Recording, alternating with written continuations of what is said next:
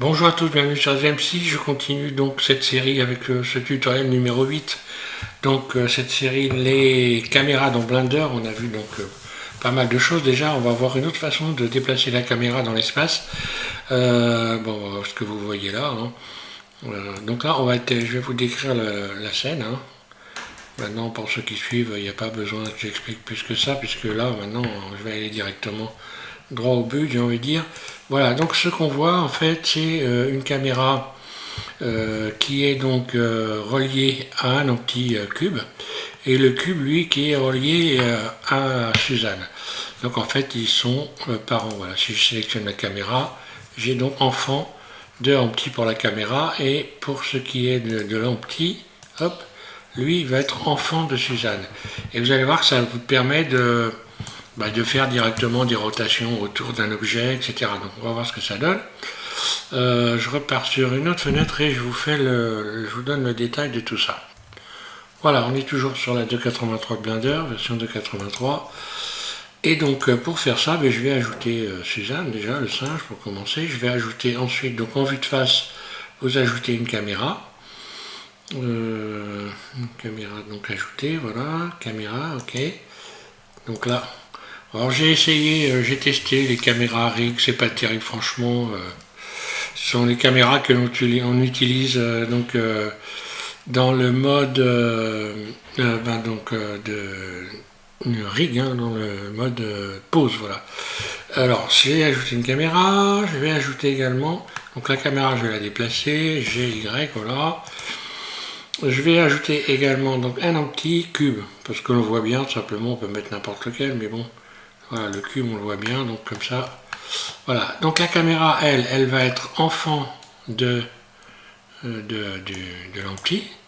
Donc je vais aller dans les contraintes, ajouter une contrainte, et j'ai enfant de, et là j'ai juste qu'à mettre Ampty tous les axes, sur tous les axes. Donc à partir du moment où je sélectionne l'Ampty, et que je bouge l'Ampty, double R par exemple, je peux le bouger n'importe comment, je vais me mettre en vue de la caméra, double R, voilà, et je bouge dans tous les sens, et voilà. Donc là je peux programmer assez facilement. Je vais ouvrir une autre fenêtre de manière à ce qu'on puisse bien voir le détail de ce que je suis en train de faire, donc vertical, ok, voilà. Voilà. Donc je disais ici, donc je peux programmer à partir de la fenêtre ici, bien sûr. Et si je fais un double G, voilà ce qui se passe en sélectionnant l'Ampty.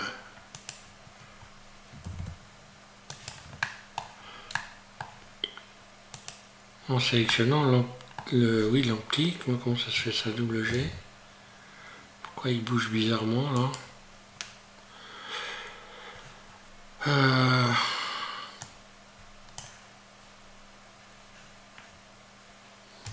Ouais, bon, c'est revenu, donc je disais double R. Ah, je faisais double G, évidemment. N'importe quoi, je m'en mets donc en vue de la caméra ici. Voilà, vue de la caméra, et double R.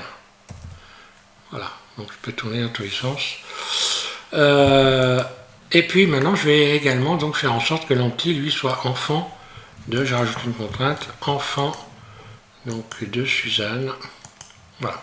Ce qui fait que quand je déplace Suzanne, l'Ampty et la caméra vont suivre. Donc si je me mets en vue de la caméra, voilà, donc j'ai toute la scène qui bouge.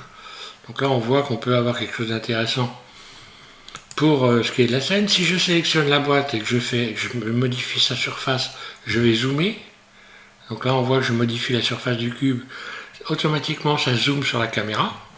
Donc là on a encore un truc qui est intéressant. Et si je fais une rotation, voilà, rotation sur Y par exemple, voilà, rotation RX, donc à partir de là, et puis rotation dans tous les sens, donc RR, voilà, après je peux programmer tout ce que je veux. Si je veux, je peux donc tourner par exemple RZ Suzanne, si je me mets en vue 1, RZ, ou RZ, là, je vais passer sur le côté. Donc là, ce que je vais voir, N, je vais me remettre en vue de la caméra. Voilà, donc si je sélectionne le cube, que je fais une rotation, sur le cube RZ, Donc là, voilà, je peux parfaitement avoir une vue de côté. Et maintenant, si je déplace le cube G, non pas le cube, je dis des bêtises, Suzanne, G, voilà, donc on imagine qu'il y avait quelque chose dans l'arrière-plan. On pourrait donc le voir défiler. La caméra suit, donc là, en fait, on a un effet de travelling sur le côté. Hein. Voilà. Donc ça peut être une manière intéressante de faire des choses, hein, de travailler là-dessus. Après, j'ai envie de dire, bon, c'est le talent de chacun qui va faire la différence. Mais bon, je trouve la méthode plutôt pas trop mal.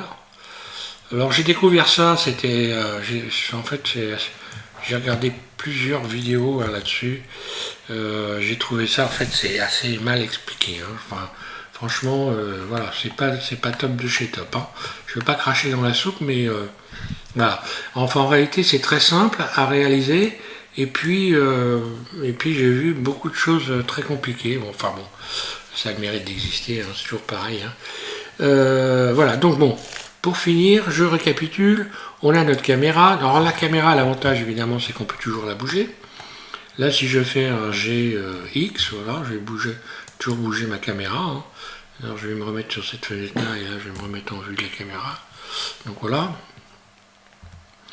GX, voilà.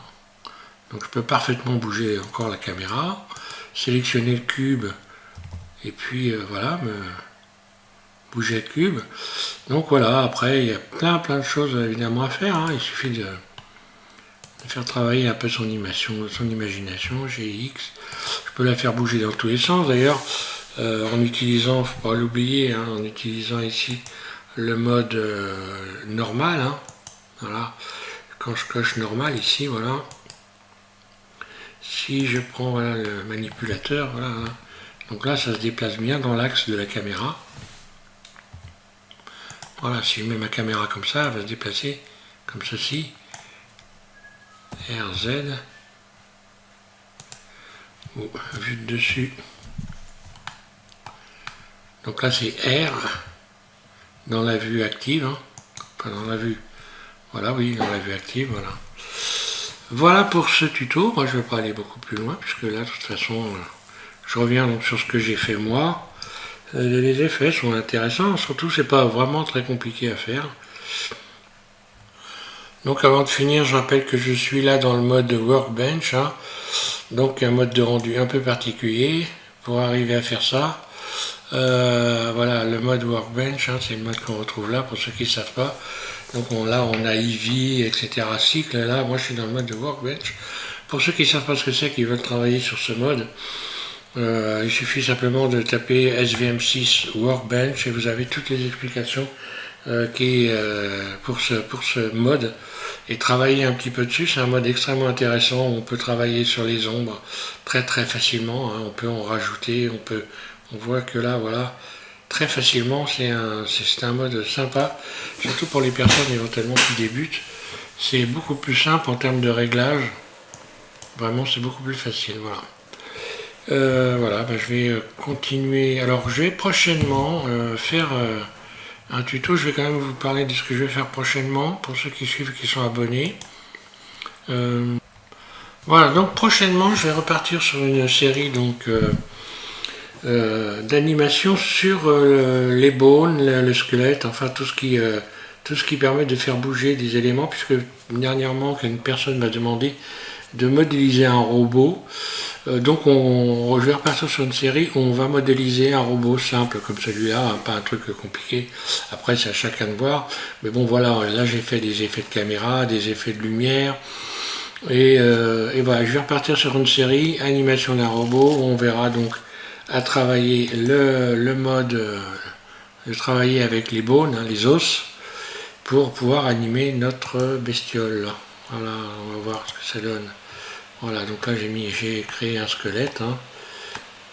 Voilà. Et on va travailler là-dessus. Ça fera aussi 5 ou 6, peut-être un peu plus de tutos, puisque ce que je vous propose, c'est carrément de faire une mise en scène complète. avec non seulement les caméras, puisque normalement lorsque vous aurez fini de vous amuser avec les caméras, vous serez au carré avec les caméras et vous pourrez donc également donner des effets de caméra et en utiliser plusieurs, histoire de travailler un peu le sujet, voilà, de faire quelque chose de concret. Voilà, merci à tous de suivre M6 et puis je vous invite à regarder les prochains tutos. Donc je vais continuer avec les caméras puisque j'ai dit que j'allais faire travailler sur le rendu vidéo. Donc on va travailler là-dessus. Le prochain tuto, oui, je pense que là cette fois-ci, je crois que les mouvements caméra, bon voilà, je suis allé un peu au bout du bout, hein.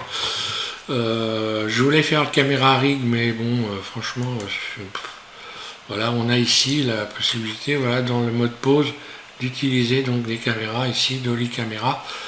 Franchement, je sais pas qui a fait ce truc, mais bon, ça sert pas à grand chose, hein. À moins qu'on me prouve le contraire, mais bon, ça sert pas à grand chose.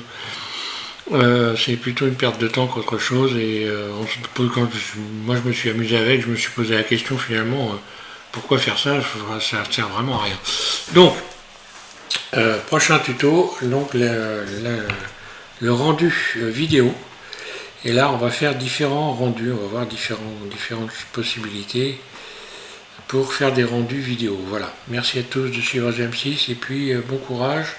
Amusez-vous bien avec les caméras, entraînez-vous surtout, puisque dans les prochains tutos, on va se servir des caméras aussi, hein. Après tout, maintenant, pour ceux qui suivent, hein, vous avez donc appris des choses et il faut s'en servir naturellement, parce que quand on ne s'en sert pas, on oublie, et après, c'est foutu, après il faut reprendre les tutos. Voilà, merci à tous.